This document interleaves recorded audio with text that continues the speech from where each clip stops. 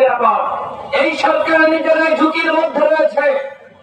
যদি নুরুল আকবরের উপর যে আক্রমণ হয়েছে, রক্তাক্ত করা হয়েছে, পুলিশের এবং সেনাবাহিনীর যে সকল সদস্যরা এইভাবে আমাদের শতাধিক নেতাকর্মীকে রক্তাক্ত করেছে, হামলা করেছে, যদি তাদের বিচার না করা হয় এই সরকারও কিন্তু নিরাপদে থাকতে পারবে না। আমরা ডক্টর মোহাম্মদ ইউনূসের উপর আস্থা রেখেছি, বিশ্বাস রেখেছি। আমরা পার্বত্য দায়িত্ব দিয়েছিলাম নির্বাচনের আগে তিনি রাষ্ট্র সংস্কার করবেন। আজকে এখানে যার বক্তব্য রেখেছে, বক্তব্য আপনারা শুনেছেন, কতটুকু সংস্কার হয়েছে। তিনি সংস্কার করতে পারেননি, তাকে কি সংস্কার করতে দেওয়া হয়নি, নাকি তিনি এই অপূর্ব উপদেষ্টা পরিষদ গঠন করার কারণে নিজেই ব্যর্থ হয়েছেন, সেটি নিয়ে নানানমুখী প্রশ্ন রয়েছে। আপনারা দেখেছেন আজকে আমাদের স্বাস্থ্য উপদেষ্টা তিনি সিঙ্গাপুরে গিয়েছেন চিকিৎসা নেওয়ার জন্য।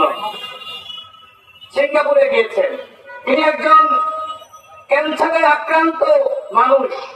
আমি তাকে অবজ্ঞা করছি না, ছোট করছি না।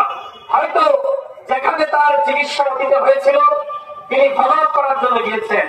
কিন্তু আমার প্রশ্ন হলো, এরকম একজন ক্যান্সারে আক্রান্ত মানুষকে কেন অন্তর্বর্তীকালীন সরকারের স্বাস্থ্য উপদেষ্টা করা হলো?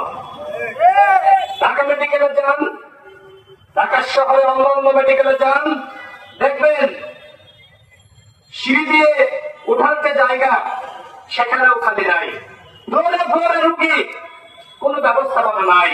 আমি ঢাকা মেডিকেলে কয়েকদিন গিয়েছি, নুরুল আকবর যেহেতু হাসপাতালে, আমার অত্যন্ত খারাপ লেগেছে। এই যদি হয় বাংলাদেশের সব থেকে বড় হাসপাতালের অব্যবস্থাপনা, তাহলে জেলা শহরে যে হাসপাতালগুলো আছে তার কি অবস্থা?